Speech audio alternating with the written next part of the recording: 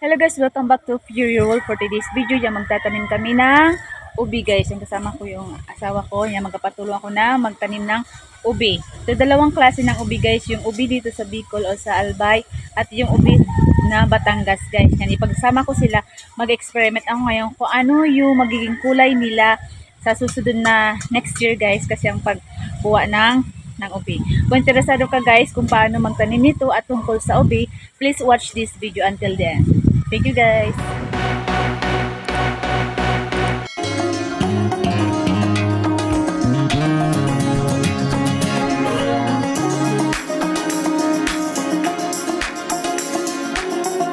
Bago ang lahat, shout out to Emma Fisher Official, DJ Wendry and RC Wena sa pagbahagi ng kanilang blessings. Thank you guys. Thank you sa Team Academy. Thank you. Yan, ito guys yung itatanim namin ngayon.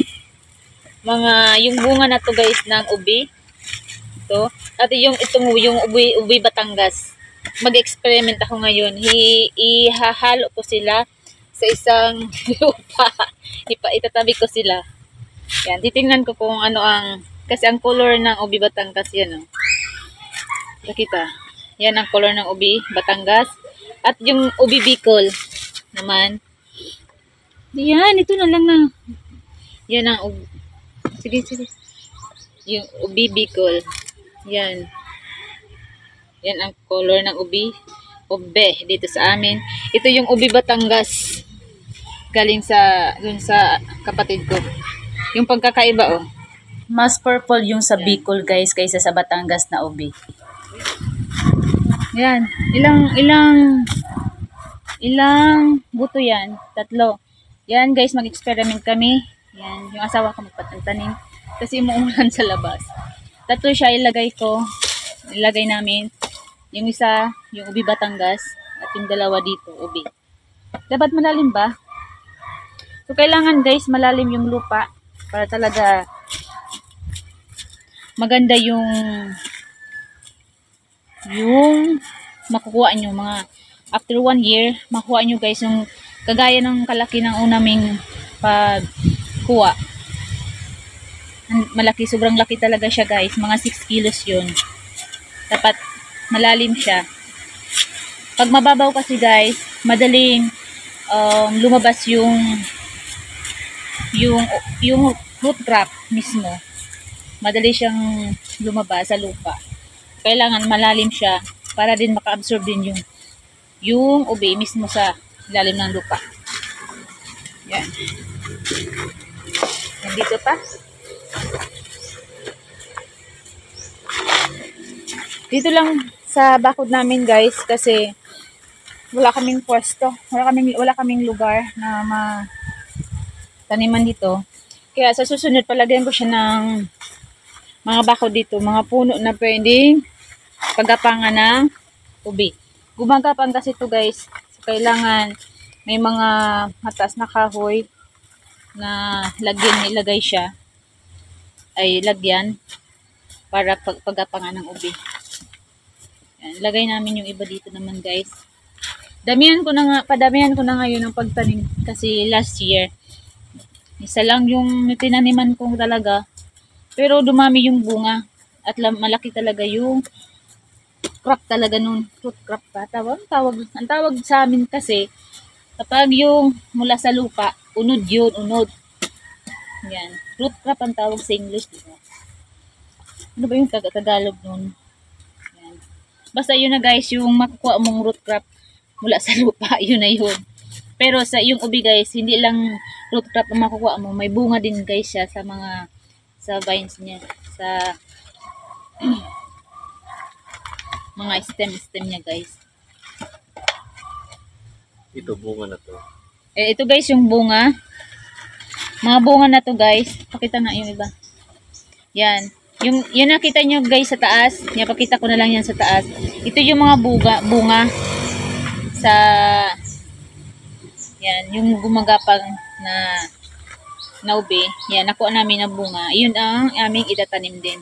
Kung iikon mo kaya, yun, i-spread mo ng konti. Dito mo, kabila yung iba. Kasi parang, i-spread natin ng konti para hindi kumpul-kumpul. Kasi yung una naming nakuha, kumpul-kumpul talaga yung pag yan, yung root crop niya, kumpul-kumpul sila. Kaya ngayon kailangan spread out na. Yan. Next naman guys, pangalawa na to. At yung pangatlo naman ito guys, na yan, nilalagay natin dito siya sa may katabi ng puno para pag gumapang na siya, madali siyang makakuha ng gapangan. Kasi dati sa bahay namin hanggang sa may taas napunta yung May gamot. May gamot. May ugat daw guys ng puno. Ilagay mo sa walang ugat. Dito sa kabila siguro dyan. Kaya dyan sa may dito, sa may ano, dito sa may bato. Kaya mang imog. Malaki yan. Ang bigat guys. Tama na yan. Dito na. Kasi may ugat. Kailangan dito kami tatanim guys.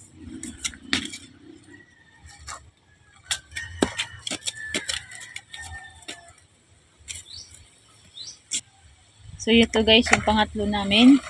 So kailangan guys ang lupa medyo moist ng konti. Yung hindi siya sobrang matigas para ma-absorb ng maayos yung root crop or talagang makarelax ng maayos. Kumaga, lumaki talaga yung ube. Kapag minsan kasi pag tigang na lupa, yan, parang hindi siya mabubuhay. So kailangan talaga yung medyo moist ng konti.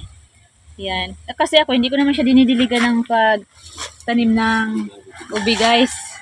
Yan. Kasi yung umulan, yan. Yan na, doon na sila kumuha ng tubig nila.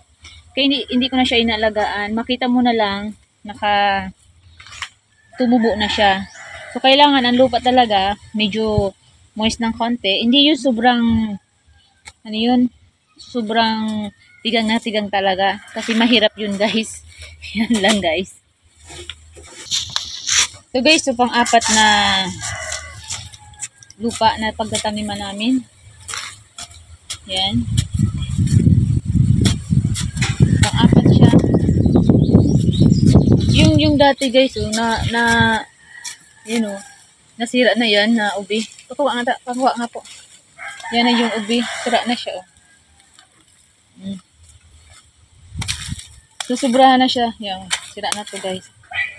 Sobrahan siya. Sobrahan siya sa tubig ata. Kasi umulan palagi dito sa lugar namin sa Bicol. Tag-ulan. Ngayong January kasi ngayon guys. 2024. Yan. Maulan. Dapat kukunin ko dito mga summer pa. Pero since na lumabas na sa lupa yung root crop, yung ubi mismo guys.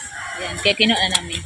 Pang-apat na to guys, na pagtatanim namin pang-apat na lupang pagtaniman ng ubi. Ito na. Yan yung pakialam mo. Hinati ko to sa kinuha namin doon na ito yung ugat pa to. Yung hinati namin doon sa niluto namin yan. Itanim guys siya. So hati-hatiin yung ubi guys. Ito yung harvest namin nung January guys. Ito yung tube at saka yung itong bulubundukin, ito na yung root crop mismo ng ubi. Napakalaki guys. So, nung January namin kinuha. Pwede siyang kunin summer. Pero that time yung lumabas na siya sa lupa. Kaya kinuha na namin guys. Napakalaki nun. Kaya yung tinanim namin kanina, yan, sa mga 1 year naman yun kukunin harvest guys. Titingnan natin kung ano nangyari kasi pinaghalo ko yung ubi Batangas at saka ubi Bicol. Titingnan natin kung gaano siya ka-violet o ka-purple yung kulay guys. Yung ubi guys, hindi siya kinakain na hilaw or raw. Hindi kagaya ng sweet potato or yung kamote guys na pwedeng kainin na hilaw. Yung ubi guys, makati kasi ang yung digta niya. Kasi nang binanlawan ko siya, nangati yung kamay ko. Kaya nalaman ko na hindi siya pwede talagang kainin na hilaw or raw. So, kailangan lutuin siya guys. Sa amin, ginagawa namin ginataan or nilalaga namin, kinakain namin, dinidikit namin sa sugar para malasa or hinahalo namin kung saan gawing pwedeng cake siya guys or pwedeng hot cake na ube pwede siya gawin guys basta lutuin siya pwede siyang kainin guys kaya kung ayaw nyo mga tiang yung bibig lalamunan at dila or yung kamay nyo wag nyong kainin na hilaw or raw guys so kailangan lutuin guys so that's for today. I hope may natutunan kayo sa video tungkol sa ube at nagustuhan nyo ito guys. Thank you sa mga supporters ko, followers, viewers, especially to Team Academy. Thank you guys. This is Fury Rule na nagsasabing kapag may itinanim, may aanihin. God bless us all guys. Take care always.